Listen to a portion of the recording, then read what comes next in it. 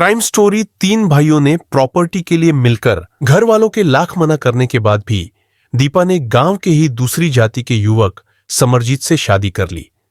इसके बाद दीपा ने ऐसा क्या किया कि प्रेमी से पति बने समरजीत ने उसकी हत्या कर लाश जमीन में दफनाकर उस पर आम का पेड़ लगा दिया। समरजीत करीब 1 साल बाद दिल्ली से अपने भाइयों अरविंद और धर्मेंद्र के साथ गांव धंजई लौटा तो मोहल्ले वालों ने उसमें कई बदलाव देखे। उसके पहनावे और बातचीत में काफी अंतर आ चुका था। उसका बातचीत का तरीका गांव वालों से एकदम अलग था। इससे गांव वाले समझ गए कि दिल्ली में उसका काम ठीक-ठाक चल रहा है। धंजई गांव उत्तर प्रदेश के जिला सुल्तानपुर के थाना कुंडेभार में पड़ता है। देखने से ही लग रहा था कि समरजीत की हालत अब पहले से अच्छी हो गई है, लेकिन गांव वाले एक बात नहीं समझ पा रहे थे कि जब वह गांव से गया था तो गांव के ही रहने वाले रामस्नेही की बेटी दीपा को भगा कर ले गया था, लेकिन उसके साथ दीपा दिखाई नहीं दे रही थी। दरअसल दीपा और समरजीत के बीच काफी दिनों से प्रेम संबंध चल रहा था, जिसके चलते वह और दीपा करीब 1 साल पहले गांव से भाग गए थे। बाद में रामस्नेही को पता लगा कि समरजीत दीपा के साथ दक्षिण पूर्वी दिल्ली के पुल प्रहलादपुर गांव में रह रहा है। गांव के ही लड़के के साथ बेटी के भाग जाने की बदनामी रामस्नेही झेल रहा था। उसे जब पता लगा कि समरजीत के साथ दीपा नहीं आई है तो यह बात उसे कुछ अजीब सी लगी। बेटी को भगाकर ले जाने वाला समरजीत उसके लिए एक दुश्मन था। इसके बावजूद भी बेटी की ममता उसके दिल में जाग उठी। उसने समरजीत से बेटी के बारे में पूछ ही लिया। तब समरजीत ने बताया, वह तो करीब 1 महीने पहले नाराज होकर दिल्ली से गांव चली आई थी। अब तुम्हें ही पता होगा कि वह कहां है। यह सुनकर रामस्नेही चौंका। उसने कहा, यह तुम क्या कह रहे हो? वो यहां आई ही नहीं है। अब मुझे क्या पता वो कहां गई। आप अपनी रिश्तेदारियों वगैरह में देख लीजिए, क्या पता वहीं चली गई हो। समरजीत की बात रामस्नेही के गले नहीं उतरी। वह समझ नहीं पा रहा था कि समरजीत जो दीपा को कहीं देखने की बात कह रहा है, वह कहीं दूसरी जगह क्यों जाएगी। फिर भी उसका मन नहीं माना। उसने अपने रिश्तेदारों के यहां फोन करके दीपा के बारे में पता किया, लेकिन पता चला कि वह कहीं नहीं है। बात 1 महीना पुरानी थी। ऐसे में वह बेटी को कहां ढूंढे। बेटी के बारे में सोच सोचकर उसकी चिंता बढ़ती जा रही थी। यह बात दिसंबर 2013 के आखिरी हफ्ते की थी। समरजीत के साथ उसके भाई अरविंद और धर्मेंद्र भी गांव आए थे। रामस्नेही ने दोनों भाइयों से भी बेटी के बारे में पूछा, लेकिन उनसे भी उसे कोई ठोस जवाब नहीं मिला। 10 से 11 दिन गांव में रहने के बाद समरजीत दिल्ली लौट गया। बेटी की कोई खैर खबर न मिलने से रामस्नेही और उसकी पत्नी बहुत परेशान थे। वह जानते थे कि समरजीत दिल्ली के पुल प्रहलादपुर में रहता है। वहीं पर उनके गांव का एक आदमी और रहता था। उस आदमी के साथ जनवरी 2014 के पहले हफ्ते में रामस्नेही भी पुल प्रहलादपुर आ गया। थोड़ी कोशिश के बाद उसे समरजीत का कमरा मिल गया। उसने वहां आसपास रहने वालों से बेटी दीपा का फोटो दिखाते हुए पूछा। लोगों ने बताया कि जिस दीपा नाम की लड़की की बात कर रहा है, वह 22 दिसंबर 2013 तक तो समरजीत के साथ देखी गई थी। इसके बाद वह दिखाई नहीं दी है। समरजीत ने रामस्नेही को बताया था, दीपा 1 महीने पहले यानी नवंबर 2013 में नाराज होकर दिल्ली से चली गई थी, जबकि पुल प्रहलादपुर गांव के लोगों से पता चला था कि वह 22 दिसंबर 2013 तक समरजीत के साथ थी। इससे रामस्नेही को शक हुआ कि समरजीत ने उससे जरूर झूठ बोला है। वह दीपा के बारे में जानता है कि वह इस समय कहां है। रामस्नेही के मन में बेटी को लेकर कई तरह के ख्याल पैदा होने लगे। उसे इस बात का अंदेशा होने लगा कि कहीं इन लोगों ने बेटी के साथ कोई अनहोनी तो नहीं कर दी। यही सब सोचते हुए वह 6 जनवरी 2014 को दोपहर के समय थाना पुल प्रहलादपुर पहुंचा और वहां मौजूद थाना प्रभारी धर्मदेव को बेटी के गायब होने की बात बताई। रामस्नेही ने थाना प्रभारी को बेटी का हुलिया बताते हुए आरोप लगाया कि समरजीत और उसके भाइयों अरविंद व धर्मेंद्र ने अपने मामा नरेंद्र, राजेंद्र और वीरेंद्र के साथ बेटी को अगवा कर उसके साथ कोई अप्रिय घटना को अंजाम दे दिया है। थाना प्रभारी धर्मदेव ने उसी समय रामस्नेही की तहरीर पर भादम्य की धारा 365 34 के तहत रिपोर्ट दर्ज कराकर सूचना एसीपी जसवीर सिंह मलिक को दे दी। मामला जवान लड़की के अपहरण का था, इसलिए एसीपी जसवीर सिंह मलिक ने थाना प्रभारी धर्मदेव के नेतृत्व में एक पुलिस टीम बनाई। टीम में inspector R S Naruka, sub inspector Kishore Kumar, Yudhvir Singh, head constable Shravan Kumar, Naeem Ahmed, Rakesh, constable Anuj Kumar Tomar, Dharam Singh आदि को शामिल किया गया। उधर दिल्ली में रह रहे समरजीत और उसके भाइयों को जब पता चला कि दीपा का बाप रामसनेही पुल प्रहलादपुर आया हुआ है, तो तीनों भाई दिल्ली से फरार हो गए। पुलिस टीम जब उनके कमरे पर गई तो वहां उन तीनों में से कोई नहीं मिला। चूंकि तीनों आरोपी रामसनेही के गांव के ही रहने वाले थे, इसलिए पुलिस टीम रामसनेही को लेकर यूपी स्थित उसके गांव धंजई पहुंची, लेकिन घर पर समरजीत और उसके घर वालों में से कोई नहीं मिला। अब पुलिस को अंदेशा हो गया कि जरूर कोई ना कोई गड़बड़ है, जिसकी वजह से ये लोग फरार है। गांव के लोगों से बात करके पुलिस ने यह पता लगाया कि इनके रिश्तेदार वगैरह कहां रहते हैं, ताकि वहां जाकर आरोपियों को तलाशा जा सके। इससे पुलिस को पता चला कि सुल्तानपुर और फैजाबाद के कई गांवों में समरजीत के रिश्तेदार रहते हैं। उन रिश्तेदारों के यहां जाकर दिल्ली पुलिस ने दबिशें दी, लेकिन वे सब वहां भी नहीं मिले। दिल्ली पुलिस ने समरजीत के सभी रिश्तेदारों पर दबाव बनाया कि आरोपियों को जल्द से जल्द पुलिस के हवाले करें। उधर बेटी की चिंता में रामसनेही का बुरा हाल था। वह पुलिस से बार बार बेटी को जल्द तलाशने की मांग कर रहा था। समरजीत या उसके भाइयों से पूछताछ करने के बाद ही दीपा के बारे में कोई जानकारी मिल सकती थी, इसलिए दिल्ली पुलिस की टीम अपने स्तर से ही आरोपियों को तलाशती रही। 9 जनवरी 2014 को पुलिस को सूचना मिली कि समरजीत सुल्तानपुर के ही गांव नगईपुर सामरी बाजार में रहने वाले अपने मामा के यहां आया हुआ है। खबर मिलते ही पुलिस नगईपुर गांव पहुंच गई। सूचना एकदम सही निकली। वहां पर समरजीत, उसके भाई अरविंद और धर्मेंद्र के अलावा उसका मामा नरेंद्र भी मिल गया। चूंकि दीपा समरजीत के साथ ही रह रही थी, इसलिए पुलिस ने सबसे पहले उसी से दीपा के बारे में पूछा। इस पर समरजीत ने बताया,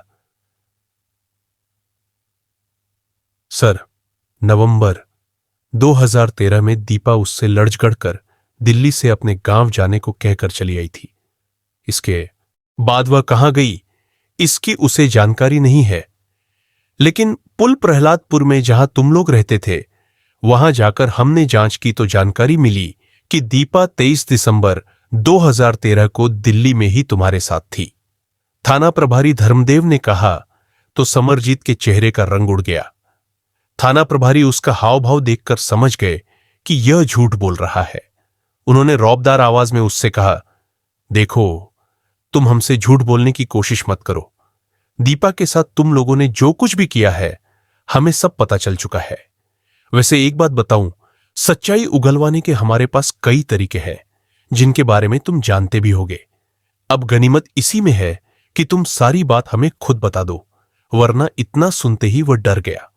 वह समझ गया कि अगर सच नहीं बताया कि पुलिस बेरहमी से उसकी पिटाई करेगी, इसलिए वह सहम कर बोला, सर, हमने दीपा को मार दिया है। उसकी लाश कहां है? थाना प्रभारी ने पूछा। सर, उसकी लाश बाग में दफन कर दी है। समरजीत ने कहा। तो पुलिस चारों आरोपियों के साथ उस बाग में पहुंची जहां उन्होंने दीपा की लाश दफन करने की बात कही थी। समरजीत के मामा नरेंद्र ने पुलिस को आम के बाग में वह जगह बता दी, लेकिन उस जगह तो आम का पेड़ लगा हुआ था। नरेंद्र ने कहा कि लाश इसी पेड़ के नीचे है। उन लोगों की निशानदेही पर पुलिस ने वहां खुदाई कराई तो वास्तव में एक शाल में गठरी के रूप में बंधी एक महिला की लाश निकली। उस समय रामसनेही भी पुलिस के साथ था। लाश देखते ही वह रोते हुए बोला, साहब, यही मेरी दीपा है। देखो ना, इन्होंने मेरी बेटी का क्या हाल कर दिया। मुझे पहले ही इन लोगों पर शक हो रहा था। इनके खिलाफ आप सख्त से सख्त कार्रवाई कीजिए ताकि ये बच न सकें। वहां खड़े गांव वालों ने तसल्ली देकर किसी तरह रामसनेही को चुप कराया। गांव वाले इस बात से हैरान थे कि समरजीत दीपा को बहुत प्यार करता था, जिसके कारण दोनों गांव से भाग गए थे। फिर समरजीत ने उसके साथ ऐसा क्यों किया? पुलिस ने लाश का मुआयना किया तो उसके गले पर कुछ निशान पाए गए। इससे अनुमान लगाया कि दीपा की हत्या गला घोंटकर की गई थी। मौके की जरूरी कार्रवाई निपटाने के बाद पुलिस ने लाश को पोस्टमार्टम के लिए सुल्तानपुर के पोस्टमार्टम हाउस भेज दिया और चारों अभियुक्तों को गिरफ्तार करके दिल्ली ले आई। थाना पुल प्रहलादपुर में समरजीत, अरविंद, धर्मेंद्र और इनके मामा नरेंद्र से जब पूछताछ की गई तो दीपा और समरजीत के प्रेम प्रसंग से लेकर मौत का ताना बाना बुनने तक की जो कहानी सामने आई वह बड़ी ही दिलचस्प निकली। उत्तर प्रदेश के जिला सुल्तानपुर के थाना कुंडेभार में आता है एक गांव धनजई। इसी गांव में सूर्यभान सिंह परिवार के साथ रहता था। उसके परिवार में पत्नी के अलावा 3 बेटे धर्मेंद्र, अरविंद और समरजीत थे। अरविंद और धर्मेंद्र शादीशुदा थे। दोनों भाई दिल्ली में ड्राइवर की नौकरी करते थे। समरजीत गांव में ही खेती किसानी करता था।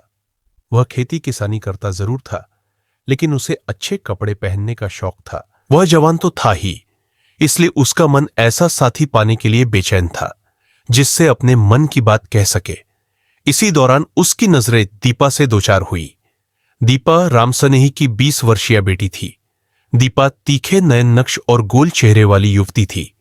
दीपा उसकी बिरादरी की नहीं थी, फिर भी उसका झुकाव उसकी तरफ हो गया। फिर दोनों के बीच बातों का सिलसिला ऐसा शुरू हुआ कि वे दोनों एक दूसरे के करीब आते गए। दोनों ही चढ़ती जवानी पर थे, इसलिए जल्दी ही उनके बीच शारीरिक संबंध बन गए। एक दूसरे को शरीर सौंपने के बाद उनकी सोच में इस कदर बदलाव आया कि उन्हें अपने प्यार के अलावा सब कुछ फीका लगने लगा। उन्हें ऐसा लग रहा था जैसे उनकी मंजिल यहीं तक हो। मौका मिलने पर दोनों खेतों में एक दूसरे से मिलते रहे। उनके प्यार को देखकर ऐसा लगता था जैसे भले ही उनके शरीर अलग अलग हों, लेकिन जान एक हो। उन्होंने शादी करके अपनी अलग दुनिया बसाने तक की प्लानिंग कर ली। घर वाले उनकी शादी करने के लिए तैयार हो सकेंगे, इसका विश्वास दोनों को नहीं था। इसकी वजह साफ थी कि दोनों की जाति अलग अलग थी और दूसरे दोनों एक ही गांव के थे। घर वाले तैयार हों या न हो, उन्हें इस बात की फिक्र न थी। वे जानते थे कि प्यार के रास्ते में तमाम तरह की बाधाएं आती हैं। सच्चे प्रेमी उन बाधाओं की कभी फिक्र नहीं करते। वे परिवार और समाज के व्यंग्य बाणों और उनके द्वारा खींची गई लक्ष्मण रेखा को लांघ कर अपने मुकाम तक पहुंचने की कोशिश करते हैं।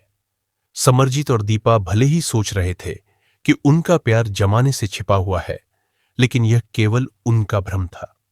हकीकत यह थी कि इस तरह के काम कोई चाहे कितना भी चोरी छिपे क्यों न करे, लोगों को पता चल ही जाता है। समरजीत और दीपा के मामले में भी ऐसा ही हुआ। मोहल्ले के कुछ लोगों को उनके प्यार की खबर लग गई। फिर क्या था, मोहल्ले के लोगों से बात उड़ते उड़ते इन दोनों के घर वालों के कानों में भी पहुंच गई। समरजीत के पिता सूर्यभान सिंह ने बेटे को डांटा, तो वहीं दूसरी तरफ दीपा के पिता रामसनेही ने भी दीपा पर पाबंदियां लगा दी। उसे इस बात का डर था कि कहीं कोई ऐसी वैसी बात हो गई तो उसकी शादी करने में परेशानी होगी। कहते हैं कि प्यार पर जितनी बंदिशें लगाई जाती है वह और ज्यादा बढ़ता है, यानी बंदिशों से प्यार की डोर टूटने के बजाय और ज्यादा मजबूत हो जाती है। बेटी पर बंदिशें लगाने के पीछे रामसनेही की मंशा यही थी कि वह समरजीत को भूल जाएगी, लेकिन उसने इस बात की तरफ गौर नहीं किया कि घर वालों के सो जाने के बाद दीपा अभी भी समरजीत से फोन पर बात करती है। यानी भले ही उसकी अपने प्रेमी से मुलाकात नहीं हो पा रही थी, वह फोन पर दिल की बात उससे कर लेती थी। एक बार रामसनेही ने उसे रात को फोन पर बात करते देखा तो उसने उससे पूछा कि किससे बात कर रही है। तब दीपा ने साफ बता दिया कि वह समरजीत से बात कर रही है। इतना सुनते ही रामसनेही को गुस्सा आ गया और उसने उसकी पिटाई कर दी। रामसनेही ने सोचा कि पिटाई से दीपा के मन में खौफ बैठ जाएगा, लेकिन इसका असर उलटा हुआ। सन 2012 में दीपा समरजीत के साथ भाग गई। समरजीत प्रेमिका को लेकर हरिद्वार में अपने एक परिचित के यहां चला गया। तब रामसनेही ने थाना कुंडेभार में बेटी के गायब होने की सूचना दर्ज करा दी। चूंकि गांव से समरजीत भी गायब था, इसलिए लोगों को यह बात समझते देर नहीं लगी कि दीपा समरजीत के संग ही भागी है। तब राम सनेही ने गांव में पंचायत बुलाकर पंचों की मार्फत समरजीत के पिता सूर्यभान सिंह पर अपनी बेटी को ढूंढने का दबाव बनाया। आज भी उत्तर प्रदेश और हरियाणा के कुछ गांवों में पंचों की बातों का पालन किया जाता है। सामाजिक व्यवस्था बनाए रखने के लिए कई मामलों में पंचायतों के फैसले सही भी होते हैं। अपनी मान मर्यादा और सामाजिक दबाव को देखते हुए लोग पंचों की बात का पालन भी करते हैं। पंचायती फैसले के बाद सूर्यभान सिंह ने अपने स्तर से समरजीत और दीपा को तलाशना शुरू किया। बाद में उसे पता लगा कि समरजीत और दीपा हरिद्वार में है, तो वह उन दोनों को हरिद्वार से गांव ले आया। दोनों के घर वालों ने उन्हें फिर से समझाया। समरजीत और दीपा कुछ दिनों तक तो ठीक रहे। इसके बाद उन्होंने फिर से मिलना जुलना शुरू कर दिया। फिर वे दोनों अंबाला भाग गए। वहां पर समरजीत की बड़ी बहन रहती थी। समरजीत दीपा को लेकर बहन के यहां ही गया था। उसने भी उन दोनों को समझाया। उसने पिता को इसकी सूचना दे दी। सूर्यभान सिंह इस बार भी उन दोनों को गांव ले आए। बेटी के बार बार भागने पर राम सनेही और उसके परिवार की खासी बदनामी हो रही थी। अब उसके पास एक ही रास्ता था कि उसकी शादी कर दी जाए। लिहाजा उसने उसकी फटाफट शादी करने का प्लान बनाया। वह उसके लिए लड़का देखने लगा। दीपा को जब पता चला कि घर वाले उसकी जल्द से जल्द शादी करने की फिराक में है, तो उसने आखिर अपनी मां से कह ही दिया कि वह समरजीत के अलावा किसी और से शादी नहीं करेगी। उसकी इस जिद पर मां ने उसकी पिटाई कर दी। इसके बाद 27 फरवरी 2013 को दीपा और समरजीत तीसरी बार घर से भाग गए। इस बार समरजीत उसे दिल्ली ले गया। दक्षिण पूर्वी दिल्ली के पुल प्रहलादपुर गांव में समरजीत के भाई धर्मेंद्र और अरविंद रहते थे। वह उन्हीं के पास चला गया। बाद में समरजीत और दीपा ने मंदिर में शादी कर ली। फिर उसी इलाके में कमरा लेकर पति पत्नी की तरह रहने लगे। पुल प्रहलादपुर में राम सनेही के कुछ परिचित भी रहते थे। उन्हीं के द्वारा उसे पता चला कि दीपा समरजीत के साथ दिल्ली में रह रही है। खबर मिलने के बावजूद भी राम सनेही ने उसे वहां से लाना जरूरी नहीं समझा। वह जानता था कि दीपा घर से 2 बार भागी और दोनों बार उसे घर लाया गया था। जब वह घर रुकना ही नहीं चाहती तो उसे फिर से घर लाने से क्या फायदा।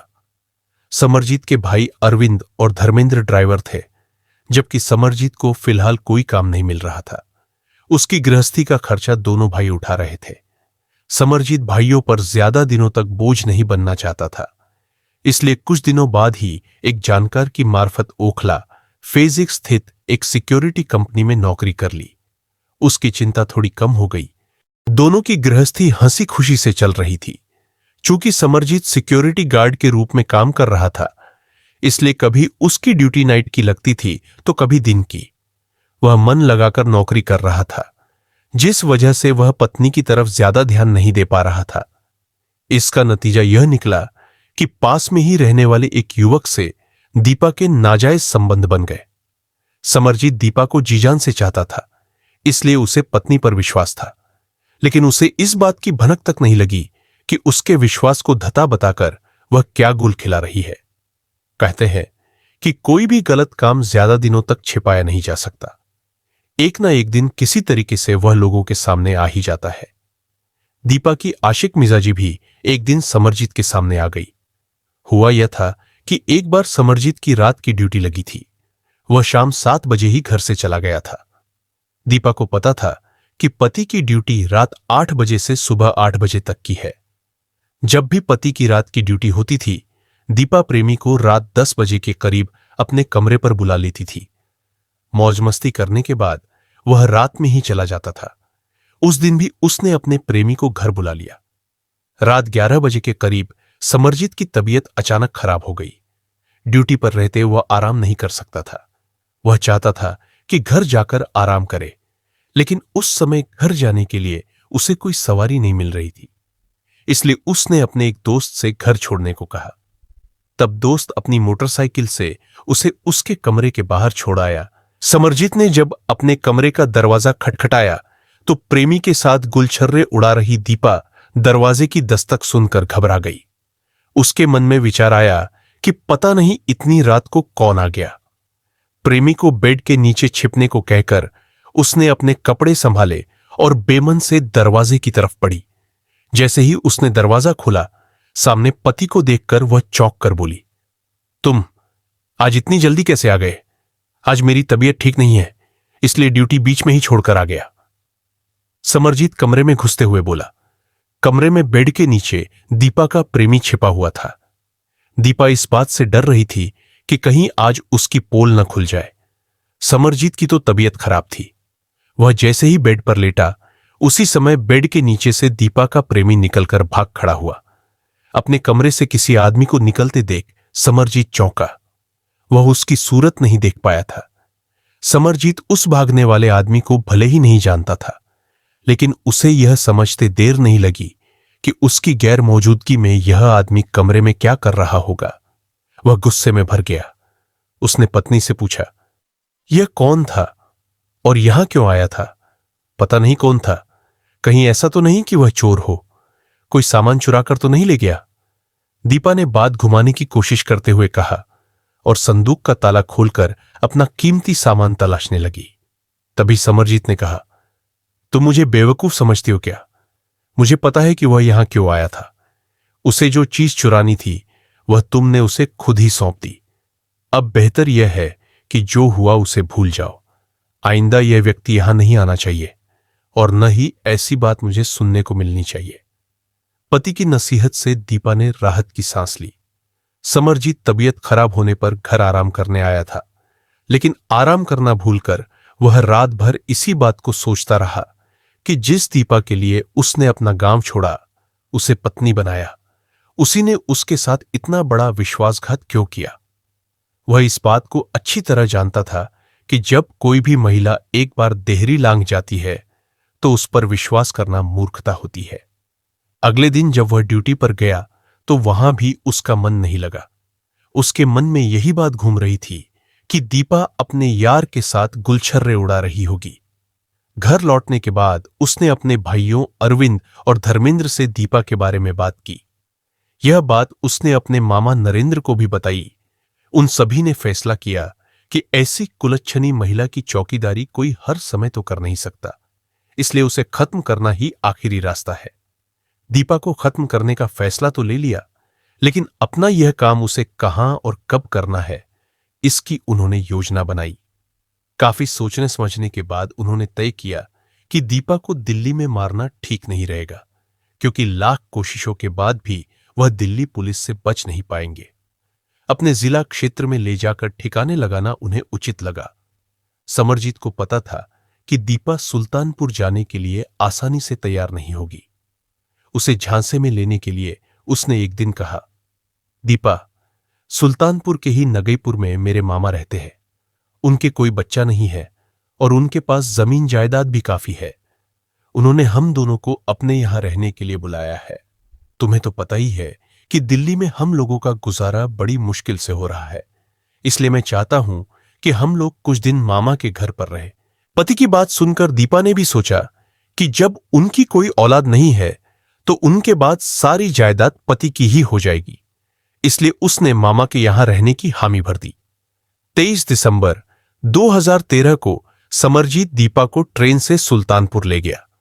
उसके साथ दोनों भाई अरविंद और धर्मेंद्र भी थे। जब वे सुल्तानपुर स्टेशन पहुंचे, अंधेरा घिर चुका था। नगईपुर सुल्तानपुर स्टेशन से दूर था। नगईपुर गांव से पहले ही समरजीत के मामा नरेंद्र का आम का बाग था। प्लान के मुताबिक नरेंद्र उनका उसी बाग में पहले से ही इंतजार कर रहा था। बाग के किनारे पहुंचकर तीनों भाइयों ने दीपा की गला घोंटकर हत्या कर दी और बाग में ही गड्ढा खोदकर लाश को दफना दिया। जिस गड्ढे में उन्होंने लाश दफन की थी, जल्दबाजी में वह ज्यादा गहरा नहीं खोदा गया था। नरेंद्र को इस बात का अंदेशा हो रहा था कि जंगली जानवर मिट्टी खोदकर लाश न खाने लगे। ऐसा होने पर भेद खुलना लाजिमी था, इसलिए इसके 2 दिनों बाद नरेंद्र रात में ही अकेला उस बाग में गया और वहां से 20 से 25 कदम दूर दूसरा गहरा गड्ढा खोदा। फिर पहले गड्ढे से दीपा की लाश निकालने के बाद उसने उसे उसी की शाल में गठरी की तरह बांध दिया। उस गठरी को उसने दूसरे गहरे गड्ढे में दफनाकर उसके ऊपर आम का एक पेड़ लगा दिया ताकि किसी को कोई शक न हो। दीपा को ठिकाने लगाने के बाद वे इस बात से निश्चिंत थे कि उनके अपराध की किसी को भनक न लगेगी। यह जघन्य अपराध करने के बाद अरविंद और धर्मेंद्र पहले की ही तरह बंठन कर घूम रहे थे। उनको देखकर कोई अनुमान भी नहीं लगा सकता था कि उन्होंने हाल ही में कोई बड़ा अपराध किया है।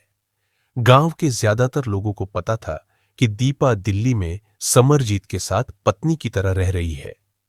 जब उन्होंने समरजीत को गांव में अकेला देखा तो उन्होंने उससे दीपा के बारे में पूछा।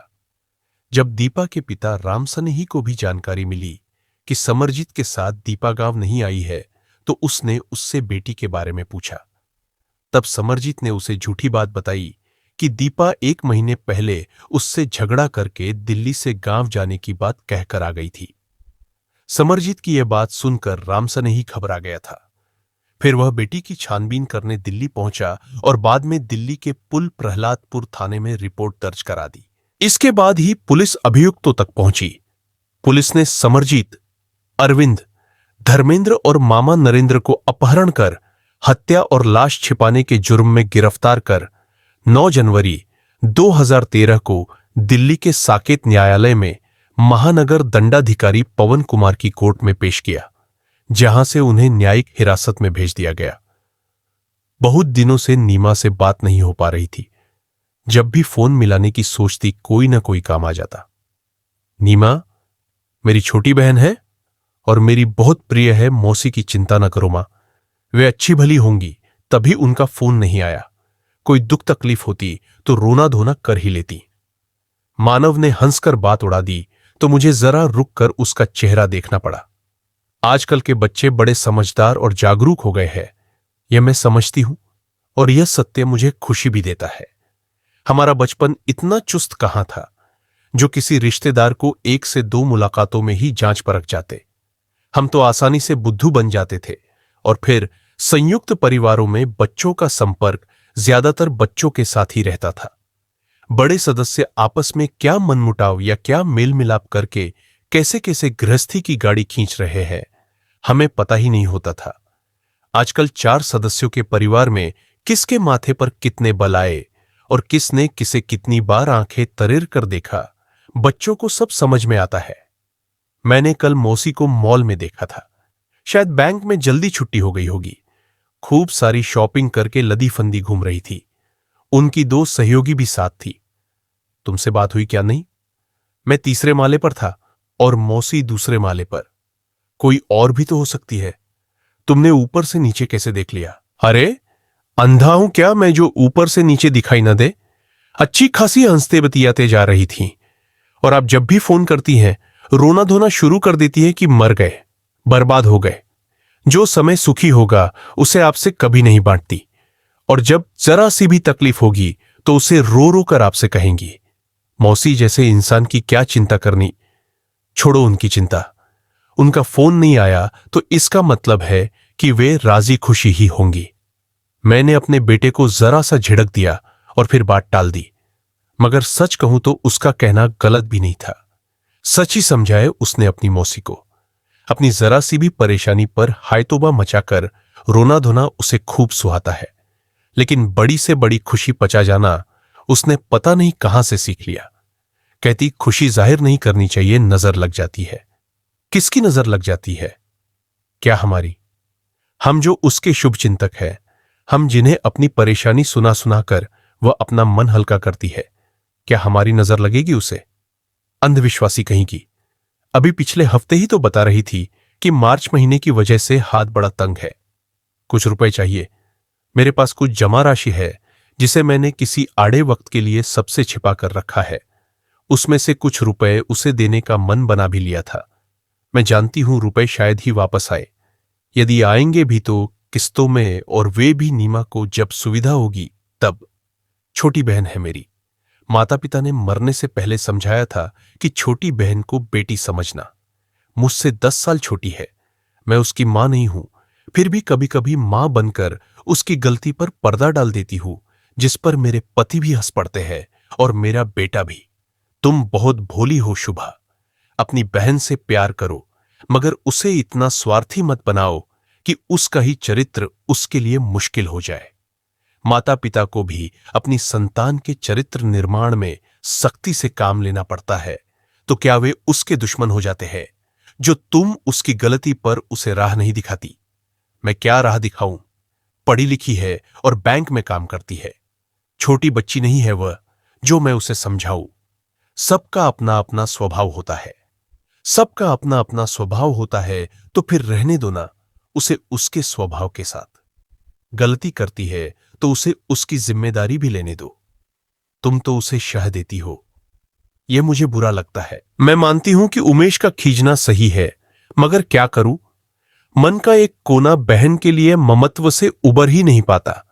मैं उसे बच्ची नहीं मानती, फिर भी बच्ची ही समझकर उसकी गलती ढकती रहती हूं। सोचा था को 10 से 20 हजार उसे दे दूंगी। कह रही थी कि मार्च महीने में सारी की सारी तनख्वाह इनकम टैक्स में चली गई। घर का खर्च कैसे चलेगा? क्या वह इस सत्य से अवगत नहीं थी कि मार्च महीने में इनकम टैक्स कटता है? उसके लिए तैयारी क्या लोग पहले से नहीं करते हैं? पशु पक्षी भी अपनी जरूरत के लिए जुगाड़ करते हैं।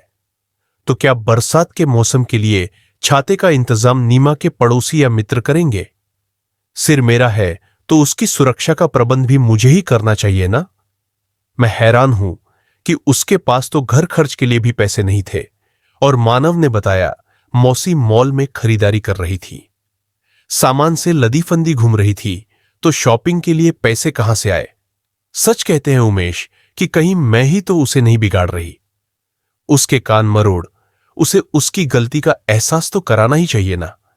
कुछ रिश्ते ऐसे भी होते हैं जिनके बिना गुजारा नहीं चलता, लेकिन वही हमें तकलीफ भी देते हैं। गले में स्थापित नासूर ऐसा ही तो होता है जिसे काटकर फेंका नहीं जा सकता। उसी के साथ जीने की हमें आदत डालनी पड़ती है। निभाते निभाते बस हम ही निभाते चलते जाते हैं, और लेने वाले का मुंह सिरसा के मुंह जैसा खुलता ही जाता है। 40 की होने को आई नीमा कब अपनी गलत आदतें छोड़ेगी? शायद कभी नहीं, मगर उसकी वजह से अक्सर मेरी अपनी गृहस्थी में कई बार अव्यवस्था आ जाती है। अक्सर किसी के पैर पसारने की वजह से अगर मेरी भी चादर छोटी पड़ जाए तो कसूर मेरा ही है। मैंने अपनी चादर में उसे पैर पसारने ही क्यों दिए? माता पिता ही है जो औलाद के कान मरोड़कर सही रास्ते पर लाने का दुस्साहस कर सकते हैं। वैसे तो एक उम्र के बाद सबकी बुद्धि इतनी परिपक्व हो ही जाती है कि चाहे तो पिता का कहा भी न माने तो पिता कुछ नहीं कर सकता, मगर बच्चे के कान तक हाथ ले जाने का अधिकार उसे अवश्य होता है। मैंने शाम को कुछ सोचा और फिर नीमा के घर का रुख कर लिया। फोन करके बताया नहीं कि मैं आ रही हूं। मानव कोचिंग क्लास जाता हुआ मुझे स्कूटर पर छोड़ता गया। नीमा तब स्तब्ध रह गई जब उसने अपने फ्लैट का द्वार खोला। दीदी, आप? नीमा ने आगे पीछे ऐसे देखा जैसे उम्मीद से भी परे कुछ देख लिया। दीदी आपने फोन भी नहीं किया? बस सोचा तुझे हैरान कर दूं। अंदर तो आने दे। दरवाजे पर ही खड़ा कर दिया उसे। एक तरफ हटाकर मैं अंदर चली आई। सामने उसका कोई सहयोगी था। मेज पर खाने पीने का सामान सजा था। होटल से मंगाया गया था। जिन डब्बों में आया था उन्हीं में खाया भी जा रहा था। पुरानी आदत है नीमा की, कभी प्लेट में सजाकर सलीके से मेज पर नहीं रखती। समोसे पकौड़े तो लिफाफे में ही पेश कर देती है। पेट में ही जाना है, क्यों बर्तन झूठेगे जाए। मुझे देख। वह पुरुष सहसा असहज हो गया। सोचता होगा कैसी बदतमीज है नीमा की बहन, एकाएक सिर पर चढ़ाई। अपना घर है मेरा, फोन करके आने की क्या तुक थी भला? बस बैठ बैठे, मन हुआ तो चली आई। क्यों, तुम कहीं जाने वाली थी क्या? मैंने दोनों का चेहरा पढ़ लिया मैंने, कुछ अनचाहा घट गया है उनके साथ। तुम्हारी तबीयत ठीक नहीं थी, इसलिए सोचा देख आऊं। हां, विजय भी हालचाल पूछने ही आए हैं। ये मेरे सहयोगी हैं। वायरल हो गया होगा, कहा मैंने कपड़ों को धकेल कर एक तरफ किया। उसी पल वह पुरुष उठ पड़ा। अच्छा, मैं चलता हूं। अरे बैठिए ना, आप अपना खाना पीना तो पूरा कीजिए। बैठो नीमा। मेरा स्वर थोड़ा बदल गया होगा, जिस पर दोनों ने मुझे बड़ी गौर से देखा। उस पुरुष ने कुछ नहीं कहा और फिर चला गया। नीमा भी अनमनी सी लगी मुझे। बीमार थी तो ये फास्ट फूड क्यों खा रही हो तुम? डब्बों में पड़े नूडल्स और मंचूरियन पर मेरी नजर पड़ी। उन डब्बों में एक ही चम्मच रखा था। जाहिर है दोनों एक ही चम्मच से खा रहे थे। इतना अलग अलग प्रभाव कैसे छोड़ गया? मेरे पास पैसे कहां? नीमा ने जरा सी जबान खोली। क्यों? अकेली जान हो तुम, पति और बेटा अलग शहर में रहते हैं, उस पर तुम एक पैसा भी खर्च नहीं करती। कहां जाते हैं सारे पैसे? नीमा अवाक थी। सदा उसी की पक्षधर उसकी बहन आज कैसी जबान बोलने लगी? बोलना तो मैं सदा ही चाहती थी, मगर एक आवरण था जीना सा खुशफहमी का कि शायद वक्त रहते नीमा का दिमाग ठीक हो जाए। उसका परिवार और मेरा परिवार तो सदा ही उसके आचरण से नाराज था। बस एक मैं ही उसके लिए डूबते को तिनके का सहारा जैसी थी, और आज वह सहारा भी मैंने छीन लिया।